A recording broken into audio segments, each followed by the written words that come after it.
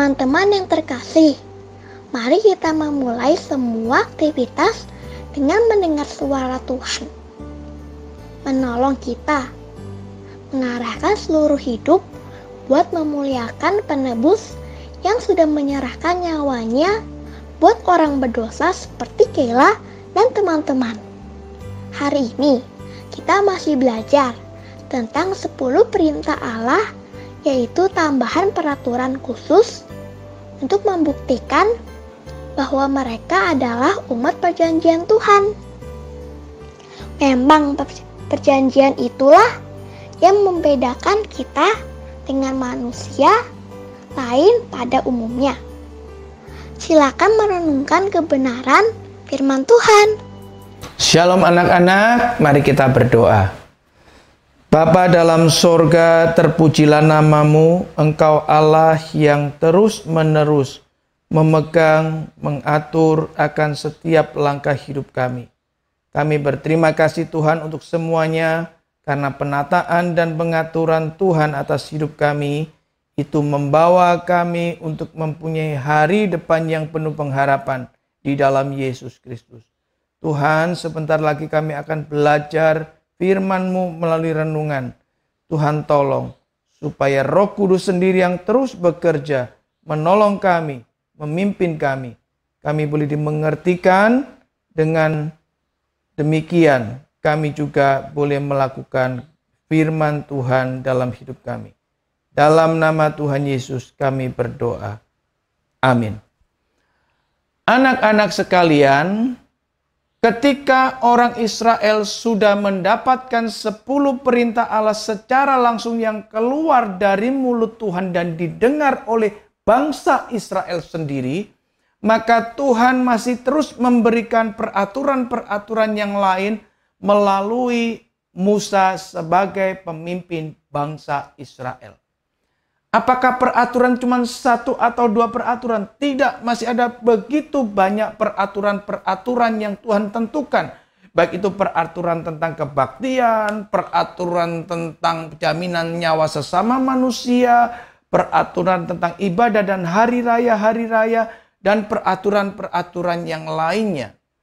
Tetapi hari ini kita akan membatasi peraturan yang menyoroti tentang orang-orang yang tidak mampu, dan peraturan-peraturan yang lain yang berkaitan dengan Allah, persembahan, dan pemuka-pemuka yang ada di tengah-tengah bangsa Israel. Siapa sajakah yang dianggap orang-orang yang tidak mampu tersebut? Alkitab mencatat yang pertama adalah orang asing. Tuhan mengingatkan, hai Israel, jangan menindas orang asing yang ada di tengah-tengahmu. Bukankah engkau sendiri pada waktu itu adalah orang asing di tanah Mesir? Nah, anak-anak sekalian, dengan perkataan seperti itu sebenarnya Tuhan ingin mengingatkan, engkau sendiri pernah menjadi orang asing. Bagaimana rasanya menjadi orang asing? Bagaimana pengalaman hidupmu menjadi orang asing? Tentunya engkau tahu, hai Israel. Kalau kita mau katakan seperti itu. Anak-anak sekalian, bangsa Israel itu mengerti dengan tepat apa artinya menjadi orang asing dan ditindas, karena orang Israel ada sekitar 400-an tahun di tanah Mesir. Siapakah orang asing itu? Orang asing yang dimaksud itu adalah orang yang bukan penduduk asli. Itulah orang asing. Jadi Tuhan mengingatkan bangsa Israel. Apakah memang ada orang asing di tengah-tengah orang Israel saat itu? Ada jawabnya. Karena sewaktu bangsa Israel keluar dari tanah perbudakan Mesir, itu bukan hanya orang Israel saja yang ikut keluar. Tapi ada bangsa-bangsa lain yang ikut keluar dengan bangsa Israel. Itu jikalau bicara saat itu di tengah padang gurun. Apalagi nanti kalau bangsa Israel sudah mendiami tanah Kanaan. Pasti suatu saat ada orang-orang asing yang datang ke bagian negara Israel tersebut. Nah, anak-anak sekalian, bangsa Israel diingatkan, jangan kau tindas orang asing. Bahkan imamat pasal 19 ayat yang ke-34 mengingatkan, kalau ada orang asing di tengah-tengahmu, anggaplah mereka dan perlakukan mereka seperti orang Israel asli. Jadi bukan lagi diperlakukan sebagai orang asing, ya, seperti orang Israel asli. Dan bagaimana engkau memperlakukannya, yaitu seperti engkau mengasihi atau seperti engkau mencintai dirimu sendiri. Jadi orang Israel harus mencintai, mengasihi orang asing seperti mencintai dan mengasihi dirinya sendiri. Itu tentang orang asing. Orang kedua yang dianggap tidak mampu adalah janda-janda dan anak-anak yatim.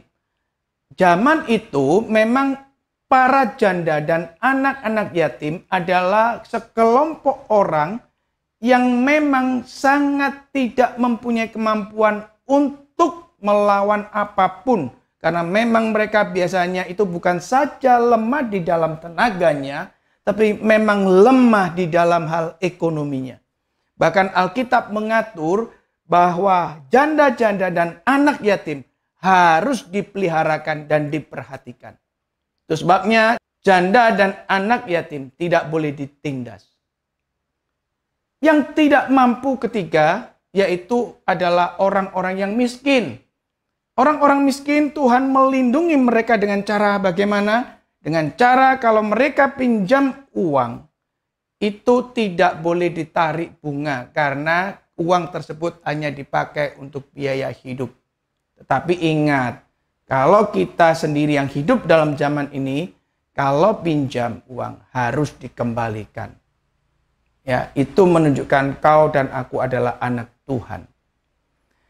Yang berikutnya adalah kalau orang sampai miskin dan hanya untuk mendapatkan uang menggadaikan pakaiannya atau jubahnya saat itu, Allah mengatakan kembalikan jubahnya sebelum matahari terbenam. Artinya semuanya itu yang lemah jangan ditindas.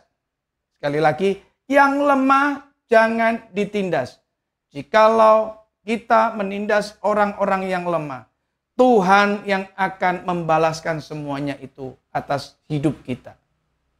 Yang berikutnya, peraturannya adalah jangan mengutuki Allah dan jangan mencaci maki para pemuka. Siapakah sih pemuka itu? Pemuka adalah orang-orang yang dituakan atau dihormati di tengah-tengah bangsa Israel saat itu. Dan kalau kita pun saat ini ada orang-orang yang seperti itu.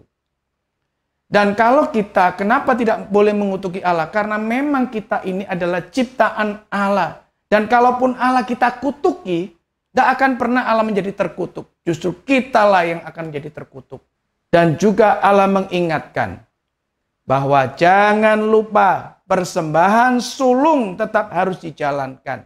Jadi tidak ada alasan bahwa saat ini sudah tidak mempersembahkan persembahan sulung. Tetap persembahan sulung harus dikerjakan. Baik itu dalam zaman bangsa Israel maupun kita yang hari ini hidup. Yang berikutnya Tuhan ingatkan bahwa kita ini adalah bangsa yang kudus. Sekali lagi, kita ini adalah bangsa yang kudus. Saat itu diingatkan kepada bangsa Israel. Bangsa Israel adalah bangsa yang kudus. Jadi kalau kita bangsa yang kudus, kita tidak berlaku seperti dunia ini berlaku. Mari kita berlaku seperti Tuhan yang kudus. Anak-anak sekalian, kalau kita menjadi anak-anak Tuhan, dengan seluruh pemikiran kita yang dikuduskan, dengan seluruh pemikiran kita meniru daripada pemikiran Tuhan, kita meniru daripada contoh yang Tuhan Yesus berikan, maka semua peraturan-peraturan yang di atas kita akan bisa laksanakan. Baik itu tidak menindas orang yang lemah, tidak mengutuki Allah, menghormati para pemuka, memberikan persembahan sulung, itu akan mampu kita kerjakan. Karena ketika kita hidup kudus, kita akan bisa membawa orang lain untuk juga hidup kudus, menjadi anak-anak Tuhan Yesus Kristus. Marilah kita semua hidup kudus di hadapan Tuhan, supaya Tuhan disenangkan dan banyak orang boleh menjadi warga kerajaan Allah yang juga dikuduskan. Melalui sikap hidup kita, melalui pemikiran kita, dan seluruh tindakan kita yang dikuduskan, nama Tuhan dipermuliakan. Amin. Mari kita berdoa. Bapa dalam surga, kami berterima kasih kalau Tuhan mengingatkan kami agar ketika kami sudah menjadi anak-anak Tuhan, kami mempunyai perilaku yang kudus. Kami tidak menindas orang yang lemah. Kami tidak menghina orang-orang yang ada di sekitar kami. Tapi biarlah melalui hidup kami boleh menjadikan mereka seperti diri kami mengasihi diri kami ini. Kami mengasihi mereka, kami mencintai mereka, supaya mereka boleh mendapatkan cinta kasih juga yang daripada Tuhan. Dengan demikian, nama Tuhan yang dipermuliakan. Terima kasih Tuhan. Dalam nama Tuhan Yesus kami berdoa. Amin. Mari kita bersama-sama. Orang Israel menjawab, "Ya," terhadap semua perintah Allah. Ini merupakan hal yang sangat penting buat kita semua. Karena hal ini berarti kita bersedia dipimpin oleh Tuhan Yesus dalam anugerahnya yang melimpah. Apakah teman-teman tahu perbedaannya? Karena jawabannya ya. Ini bukan sekedar berkata oke, namun menunjuk kepada Kristus yang dengan berani mengatakan bahwa kehendak-Mu lah yang terjadi. Maksudnya kehendak Bapa dan bukan kehendakku yang terjadi. Supaya lebih memahami, besok tolong baca dari Keluaran 24. Sampai jumpa. Jangan lupa bagikan berkat ini dengan share kepada yang belum tahu.